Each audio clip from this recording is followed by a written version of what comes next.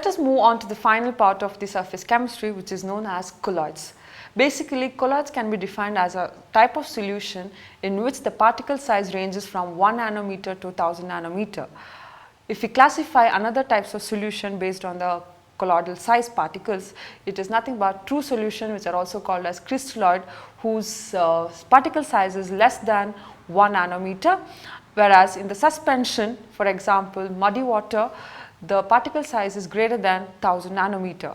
So, let us learn about colloids.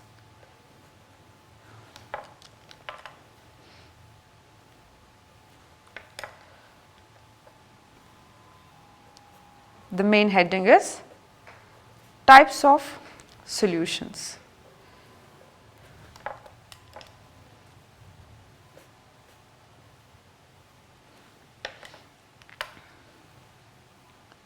The first type of solution is known as colloidal solution, otherwise it is also known as sol.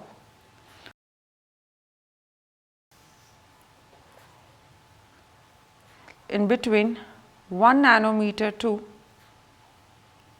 1000 nanometer. Then another type of solution is true solution, whose particle size is less than 1 nanometer. Then the third type of solution is known as suspension, whose particle size is greater than 1000 nanometer.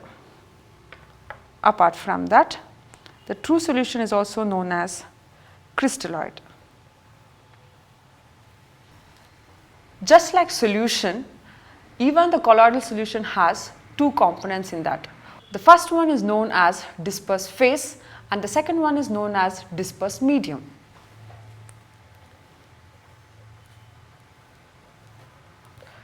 Components of sol.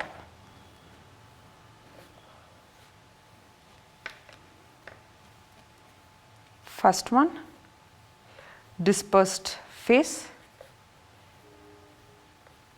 which can be simply represented as dP, and dispersed medium can be represented as dm. These shortcuts are not for the exam purpose, but this is only for the shortcut purpose for us to minimize the space. So, what do you mean by dispersed phase? Dispersed phase are the phase in which the particles are present in extremely smaller quantity in the solvent, whereas dispersed medium is nothing but the phase in which the quantity is present in larger amount in a solvent.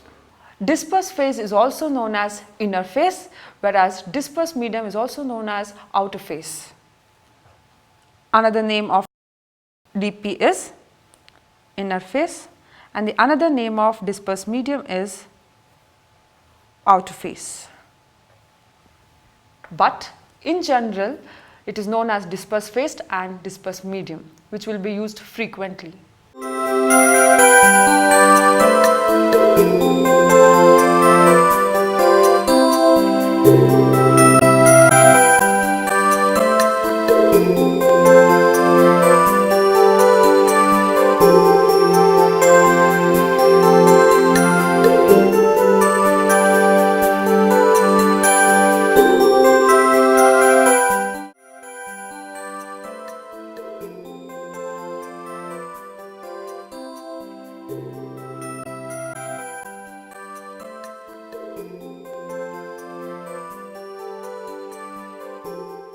Let us study about the types of sol. Basically, sol can be divided into three types. First one, the classification which is based on the physical state of the dP and the dm, which is dispersed phase and the dispersed medium. Here afterwards, for dispersed phase and the dispersed medium, I will be just using as a shortcut dP and dm. And second division is, it is based on the affinity between dP and dm. And the last one is based on the particle size of dP. So, let us look into the first division, which is based on the physical state of the sol. Dear students, look at this box. Here we have the state of dm and the dP, and what are the common name and the examples. This table is very important. I can add as many as very 2 next to it, because it can appear in either the competitive examination, which is of the state level, or the national level, or any subnational level also. So you have to remember the common name and the common examples. So they might ask like this, they can give the examples and ask you to find out the common name, or they can tell you the common name and you are supposed to tick the right option which belongs to the particular example under the right category. So let us look into it. DM is gas, DP is liquid. The common name is known as liquid aerosol, and examples are fog, mist, cloud. Second type of category is DM is gas, DP is solid, and it is known as aerosol, and the example is smoke. The dispersed medium is liquid, dispersed phase is gas, and it is known as foam. Okay, and the examples are basically foam or lather of soaps. Then when the dispersed medium and dispersed medium both are liquid, then the common name is emulsions. Best example is milk, cream, oil, and so on. If the medium is liquid and the dispersed phase is solid, then it is known as sol. Best example is gold sol and starch. Now, if the DP is gas, DM is solid, then it is known as solid foam. The best example is pumice stone. Apart from this, another best example is gas inclusion in minerals. I would just like to add here gas inclusion in minerals. Then solid DM and liquid DP is called as gel. We used to eat when we were young. I don't know how far we will get this now. That is nothing but jellies. We used to get in small U-tube plastic covers or plastic container, that is known as jellies. We used to get in different colors, and basically girls used to go for pink one and the boys used to go for lychees. It completely depends on the flavors and the taste of an individual. I thought I could recall just our old memories, as it gives a pleasure.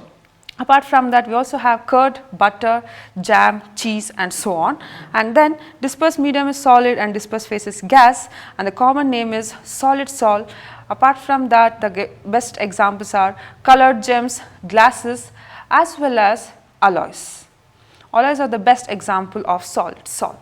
So this is the category of the first type.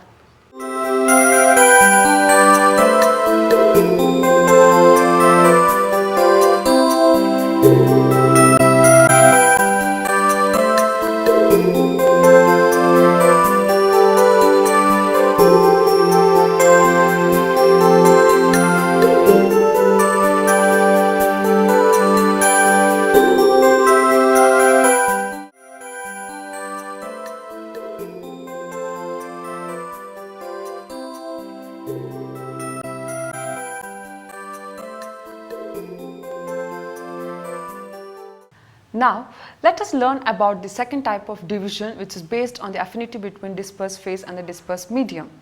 If the dispersed phase has an affinity towards the dispersed medium, that is known as lyophilic sol. Suppose if there is no affinity between DP and DM, then it is known as lyophobic sol. So the second type of division has two categories: lyophilic, lyo means solvent, philic means love, solvent loving, and lyophobic, phobic means fear, lyo means solvent. So if it has fear, that means it is lyophobic sol. Apart from this, the sol which has interaction with the dispersed medium, then they are called as reversible sol. Suppose if there is no interaction, then they are called as irreversible sol. So we also have, along with that subcategory, reversible sol, which can also be written as colloids, which has interaction. Apart from that, it is also having irreversible colloid, where there is no interaction with the DM. Let us move on to the another type of category, which involves the division of the sol based on the particle size. So the third type of division, which is based on size of the dispersed phase particles. So based on the size of the particles, the colloids can be divided into macromolecular, multimolecular and associated colloids. Let us just write down that.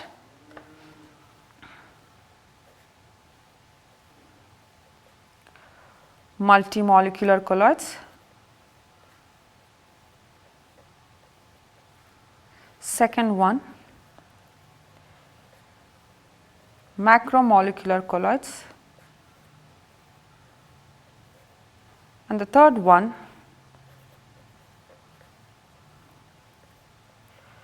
associated colloids.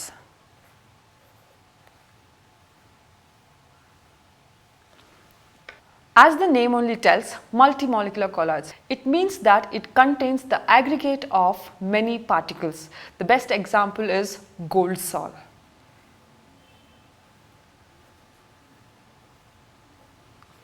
And the diameter is less than 1 nanometer. Moving on to the next one, macromolecular colloids. What do you mean by the meaning macro? Macro means huge. So it is an example of a colloid which is having the size of the particles greater than that of the colloidal particles, and the best example is natural rubber, proteins and so on.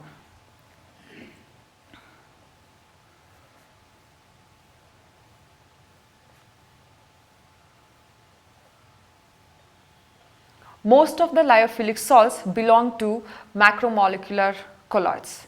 Then moving on to the next type of colloids, which is known as associated colloids. Here only we can make out association means grouping together. At lower concentration, the substance acts as strong electrolyte, whereas at high concentration there is an aggregation of many particles known as associated colloids, or simply it is known as micelles. Another name for this associated colloids are what? Micelles. And the best examples of micelles are soap formation.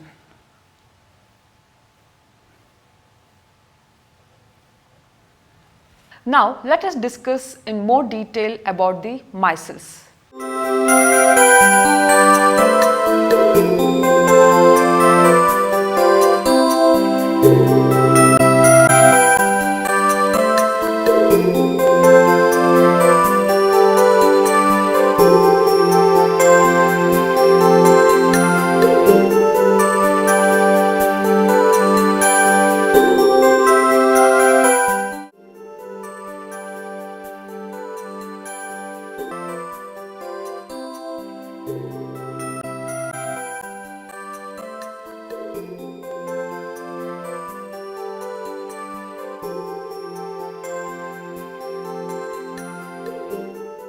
Dear friends, ನೀವು ದೀವಿಗೆ YouTube ಚಾನೆಲ್ಗೆ subscribe ಮಾಡಿ, ನಿಮ್ಮ ಫ್ರೆಂಡ್ಸ್ಗೂ ಹೇಳಿ, ಇದೇ ಥರ 100 ವಿಡಿಯೋಸನ್ನು ಫ್ರೀಯಾಗಿ ನೋಡಿ.